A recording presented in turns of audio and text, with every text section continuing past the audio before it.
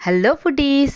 అబ్బబ్బబ్బా! ఎన్నిసార్లు చేసినా కానీ బజ్జీ అంటే విసుగు పుట్టదండి. అంత ఇష్టం మరి. అందులో ఎప్పుడు చూసినా గానీ రకరకాలుగా ఏది చేయమంటారా అంటే పద్దాకల బజ్జీ అనే అంటారు. సో, నేనైతే మాత్రం ఇవాళ కొద్దిగా స్పెషల్‌గా అయితే అరటికాయ బజ్జీ చేశాను. దీంట్లో స్పెషల్ ఏంటనుకుంటున్నారా? నేను చేయడం ఫస్ట్ టైమ్ కాబట్టి నాకు స్పెషలే అనమాట. సో, అంతే కాదండి.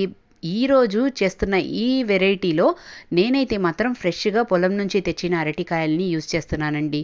ఎంత పచ్చిగా అంటే కరెక్ట్‌గా ఉన్నాయన్నమాట. పండిపోకుండా అలాగే చిన్నవి కాదు. కరెక్ట్‌గా సైజు గూడా నాకైతే మాత్రం బజ్జీ చూడంగానే ఇవి అరటికాయల్లా కనిపించలేదన్నమాట. నాకైతే అరటికాయ బజ్జీల్లా కనిపించేసినియి.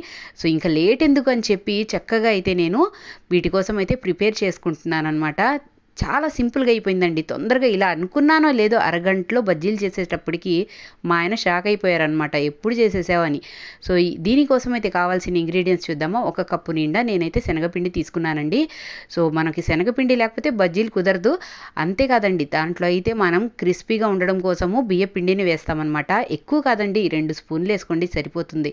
తర్వాత అయితే మనము దీంట్లో కలుపుకునేవి పసుపు, ఉప్పు, ఇంకా దీంట్లో మనము వామేసుకుంటామండి. మనందరికీ తెలిసిందే కదా! శనగపిండి తింటే కొంతమందికి డైజెషన్ కొద్దిగా మందగిస్తుంది. అందుకని చెప్పి వామేస్తాము. ఇంకా ఫ్లఫీగా రావడం కోసం అయితే నేను కొద్దిగా వంట సోడానైతే వాడుతున్నాననమాట. ఇది ఆప్షనల్. వేస్తేనే కరెక్ట్‌గా ఉండిద్దనుకోండి యాక్చువల్‌గా చెప్పాలంటే. అప్పుడప్పుడు తప్పదింకా. సో, హెల్త్‌కి మంచిది కాదని తెలిసినా కూడా కొన్నిటికి కొన్ని వేస్తేనే టేస్ట్ అనమాట. ఎందుకంటే బయట అలవాటైపోయాం కదా! సో, ఆ టేస్ట్ రావాలంటే తప్పదు మరి. సో, చూడండి టేస్ట్ గూడా మనకి ఉప్పు ఇవన్నీ కూడా నేను ఈ బౌల్‌కి సరిపడా తీసుకున్నానండి. సో, ఈ బౌల్‌కి సరిపడా తీసుకున్న తర్వాత మనం కటింగ్ ప్రాసెస్ అయితే చేద్దాము. సో, చూడండి ఫ్రెష్‌ది కదా! ఎంత బాగొచ్చేస్తుందో పీల్ చేస్తుంటే చక్కగా. కానీ ఏం చేస్తామండి, అసలు నాకైతే ఇవాళ ఒక పెద్ద తలనొప్పి వచ్చేసిందనమాట. ఎందుకంటే ఏదో నేను చక్కగా చూసేసి అలాగే మనం బయట చేసేలా చేద్దామని చెప్పి ఇదో చూసారా? దీంతో ఇలా చేద్దామని చిప్స్ వేద్దామని అనుకున్నానా, ఫ్లాప్ అండి. అట్టర్ ఫ్లాప్ అయిపోయింది. ఎందుకంటే నాకైతే మాత్రం చాలా పల్చగా అసలు కుదరలేదు. టైం పడుతుంది. ఇదంతా ఎందుకులే గోల అని చెప్పి నాకు చేతులున్నాయి కదా! చక్కగా నేను సన్నగా ఇలాగే తీసేసుకున్నాననమాట. చక్కగా చేత్తో గూడా మనకి నైఫ్‌తో వచ్చేసిందనమాట. చూడండి. ఇప్పుడైతే వీటిని తొందరగా నల్లబడిపోకుండా అయితే మనం నీళ్ళలో ఏసుకోవాలి. చూడండి స్లైసర్‌తో అయితే ఇలా వచ్చింది. ఎంత పల్చగా వచ్చిందో చూడండి. అదే నేను చేత్తో కట్ చేస్తే చూపిస్తాను ఆగండి. సో, ఇలా అనమాట. అంటే ఇది కొంచెం మందంగా ఉంది గానీ, దాదాపు నేను గూడా అలాగే కట్ చేశానులెండి. సో, ఇవన్నీ మనం వాటర్‌లో ఎందుకేసుకుంటామంటే, కలర్ మారిపోయి మనకు నల్లగా కనిపిస్తాయని చెప్పి. సో, ఇప్పుడైతే మిక్సింగ్ ప్రాసెస్ చూద్దామండి. అందరికీ మనకి కామన్‌గా తెలిసిందే పకోడీకైనా, బజ్జీకైనా సేమ్ ప్రాసెస్ దీంట్లో వేసుకునేవి.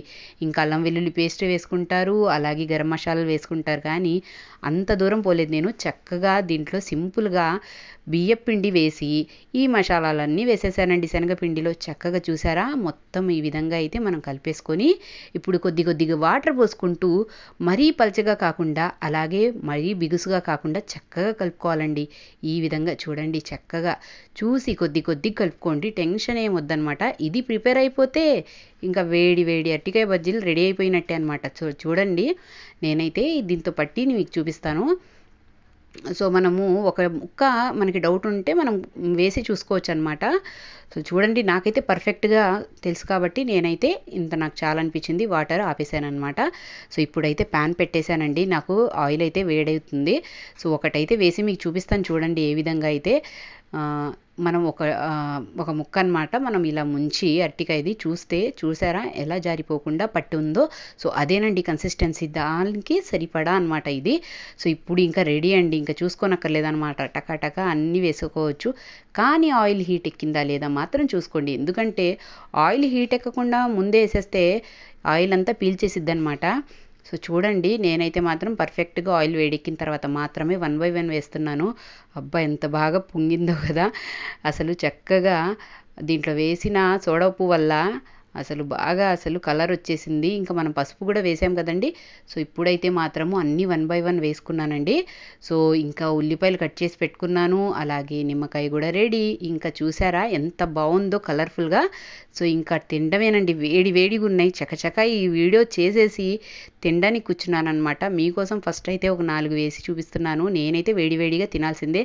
సో, ఫ్రెండ్స్ లేట్ చేయకుండా లైక్ చేయండి. Thanks for watching.